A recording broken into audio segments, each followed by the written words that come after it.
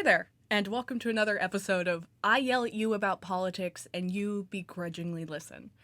So today's video is going to be about my case for the love of my life, Bernie Sanders. Really, this video is just my case, my opinion, and listing a lot of his policies and beliefs so that you can make a more educated decision at the voting booths. I understand if these policies aren't your cup of tea. I know that some of them are somewhat radical. I just want to explain why I believe these policies are the best ways to solve the problems facing America today. So, with all of that out of the way, let's get into it. So one of the biggest problems facing the Bernie campaign right now is this taboo idea of socialism. And I just want to take a second to really explain what Bernie believes when he says that he is a democratic socialist. So Bernie identifies himself as a democratic socialist. What does this mean?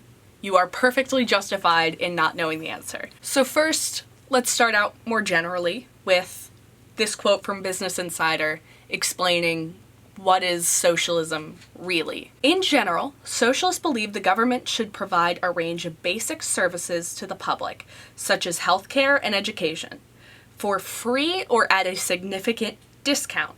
They generally believe the government should help provide for people's most basic needs and help all people have an equal chance at achieving success. So basically what socialism means is taking the power away from the top, richest, most powerful people and putting it in the hands of everyday people like you and me. Unless Jeff Bezos is watching, in which case, hey Jeff, go f*** yourself. Democratic socialists specifically believe in socialist ideas, but they believe in achieving that through democratic processes. Democratic Socialists of America say, Democratic socialists believe that both the economy and society should be run democratically, to meet public needs, not just to make profits for a few. To achieve a more just society, many structures of our government and economy must be radically transformed through greater economic and social democracy so that ordinary Americans can participate in the many decisions that affect our lives. Socialism is an economic proposition which basically says that the government should make policies that support everyday people more than just the 1% at the top. Bernie isn't trying to steal your money or your property, nor is he trying to centralize government to a terrifying degree. His main goal is to simply distribute wealth more equitably. In all honesty, unless you're a multi-billionaire, you're going to see a net benefit from a lot of these policies. Sure, your taxes will likely go up a bit, but in general, your cost of living is going to go down. The United States already implements a lot of socialist institutions, including the military, roads, K-12 schooling, basically anything that your taxes go to pay for that benefits everyone. So now for specific policy. Bernie's flagship idea is Medicare for all. I'm sure you've heard a lot about this recently as Bernie has surged in the polls, but what is Medicare for all exactly? Basically, it is a single-payer, universal healthcare program which would provide insurance to every single American, and good comprehensive insurance too. Bernie's plan covers primary care, hospital visits, medical devices, maternity care, lab services, prescription drugs, so much that I actually forgot some of the things. And that is why you just saw a jump cut. So if this is such a great program, why are people so upset about it?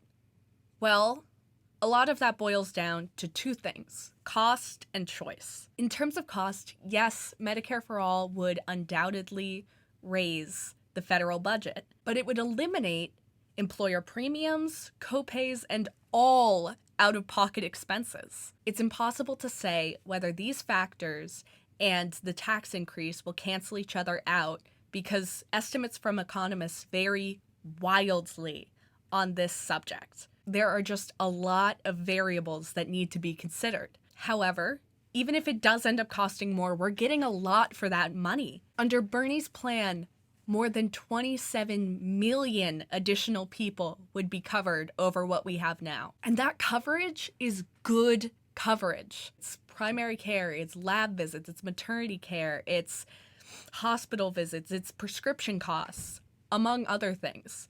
It also covers vision, dental, hearing aids, and requires no copays or out-of-pocket expenses whatsoever. Later on, I'm going to go into how Bernie plans to cover a lot of the costs that would be involved in such a sweeping, comprehensive plan. However, now we're just going to move on to the other main criticism of Medicare for All: choice. Politicians like Pete Buttigieg argue that Medicare for All would eliminate choice and frame this as a bad thing. However, most people don't have a choice now.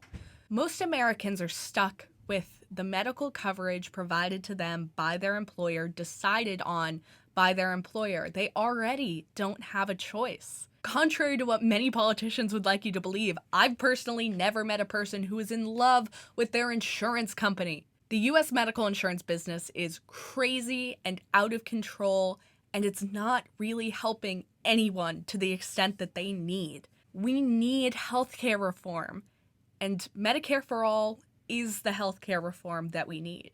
Not to mention, this is something all other major countries offer their citizens. It's time we caught up. Another one of Bernie's flagship plans is college for all. Bernie's plan is to guarantee tuition and debt-free public colleges, universities, HBCUs, minority-serving institutions, and trade schools. He plans to cancel all student loan debt for 45 million Americans, which amounts to $1.6 trillion in debt. And he also plans to set a cap on interest rates for student loans. He also plans to expand funding for Pell Grants and work-study programs. And you may be asking yourself, Jackie, that's great, but why does this matter? And honestly, in 2020, college is what high school was 2-3 generations ago. Today, it is expected that most Americans finish college and get a degree. We guaranteed K-12 schooling then. Education past that in today's modern world, where so many trade jobs are being taken over by automation, is a necessity. The only jobs that aren't going to be taken over in the near future are ones that require critical thinking skills and often a degree. Bernie's plan makes college an option for people who might otherwise not be able to afford it, and it will help to combat the cycle of poverty we see in too many American cities. In addition to college for all and Medicare for all, Bernie also plans to introduce legislation to combat poverty, such as housing for all, supporting unions, expanding Social Security, and raising the minimum wage to a living wage of $15 an hour. Now, some might argue that raising the minimum wage to a living wage is going to be bad for small businesses and bad for the economy. However, if we are going to insist on an economy of consumption, we need to pay our workers enough to consume. If you give money to a rich person, that person is going to save it. If you give money to a lower or middle income person, they are going to spend it and stimulate the economy. Raising the minimum wage is the best thing that we can do, not only for workers' quality of life, but also for the economy. Now, I did promise. You may be asking, these policies sound great, but how does Bernie plan on paying for them? Which is a valid concern. Bernie plans on creating a 4% income-based premium paid by employees, exempting the first $29,000 in income for a family of 4. He also plans on imposing a 7.5% income-based premium paid by employers, exempting the first $2 million in payroll, meaning that this probably isn't going to affect small businesses all that much. He plans on making the federal income tax more progressive, including a marginal tax rate of up to 70% on those making above $10 million. So I have news for you. Unless you're making more than $10 million a year, you're not going to be paying that much more in taxes. He also plans on eliminating tax loopholes for extreme wealth, imposing a fee on large financial institutions, and repealing corporate accounting gimmicks. Basically, under Bernie's plans, yes, your taxes would go up. However, unless you are a multi-millionaire or billionaire, your taxes won't be going up all that much. A lot of Bernie's tax plans target the extremely wealthy. Bernie just aims to distribute that wealth and the benefit of that wealth more equitably. In 2018, all of these Fortune 500 companies, whose names are currently scrolling across the screen, paid $0 in federal income tax. That's not okay. And the companies that did pay that income tax often paid a fraction of what they should have paid. Bernie plans on closing those loopholes, which would generate a ton of money for his plans. You might have noticed that one of the things Bernie supporters and Bernie himself love to talk about is the fact that there are no billionaires funding his campaign. There are no super PACs. His campaign is entirely funded by grassroots donations, including my own. This is because Bernie believes that we should get corporate money out of politics and work to make American democracy a true democracy, not a system where a couple of elites get to decide our leaders. Now, climate change. Bernie both believes that climate change is real and that it is the greatest existential threat that we have ever faced. To combat climate change, Bernie supports the Green New Deal, which I know has become a bit of a dirty term in politics because of a lot of misinformation about what the Green New Deal is. Believe it or not, the government is not trying to take away your hamburgers or your ability to fly in a plane. The Green New Deal is simply a series of goals and policies which aim to get us to net zero greenhouse gas emissions and 100% renewable energy by 2030, as well as supporting minority groups, which are often disproportionately affected by the effects of climate change. This is Bernie's climate plan direct from his website. He plans on transforming energy systems to 100% renewable energy and creating 20 million jobs needed to solve the climate crisis. He plans to fight the corporate greed of the fossil fuel industry and hold them accountable for what they've done to our world. Now, admittedly, Bernie has said a lot less about his foreign policy plan than his domestic policy plan. However, that's kind of in line with what his foreign policy plan actually is, which is very, very hands-off. He plans to end our endless wars in the Middle East, some of which have been going on my entire life, in favor of, quote, diplomacy and working collectively with allies. Bernie is anti-torture and indefinite detention, which are immoral, unethical, and a massive waste of taxpayer money. This doesn't mean that Bernie plans to be weak on terrorism at all. But his point is that the war on terror has been a disaster and a massive waste of taxpayer money when there are people in our own country who are suffering, and that our foreign wars are a distraction from legitimate domestic issues. So, in terms of social issues, I'm sure it comes as no surprise that Bernie is incredibly progressive. But because a lot of these are views shared by the entire Democratic Party, I'm gonna go through them fairly rapid fire. So, for women, Bernie plans on adopting the Paycheck Fairness Act, repealing the Hyde Amendment, and fully funding Planned Parenthood, which is more than just an abortion factory. The vast majority of what Planned Parenthood does is general women's health care, including cancer screenings and STD testing. Bernie plans to codify Roe v. Wade and to fight to end sexual harassment in the workplace. For people of color, Bernie plans on restoring the Voting Rights Act, re-enfranchising the 1 in 13 African Americans who have lost the right to vote due to a felony conviction, and have already paid their debt to society, end the war on drugs, including legalizing marijuana, eliminate private prisons, abolish the death penalty, end mandatory minimums, and reinstate a federal system of parole. For LGBTQ folks, Bernie plans to pass the Equality Act, which prohibits discrimination against LGBTQ plus people. As part of Medicare for All, Bernie plans to ensure that LGBTQ people have comprehensive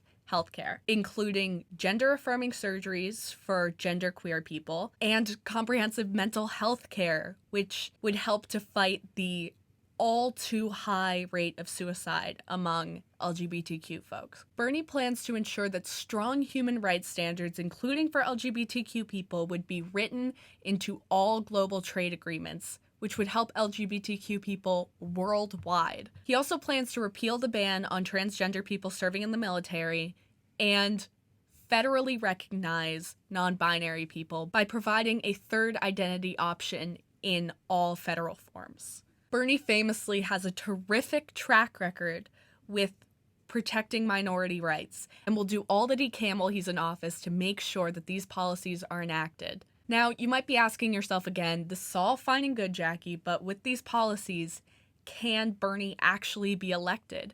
And the answer is yes. In an average of all respected national polls, currently Bernie is beating Trump by 4 points, which is a very wide margin for an election like this. And also, Bernie speaks to those same voters that Trump captured the attention of in 2016.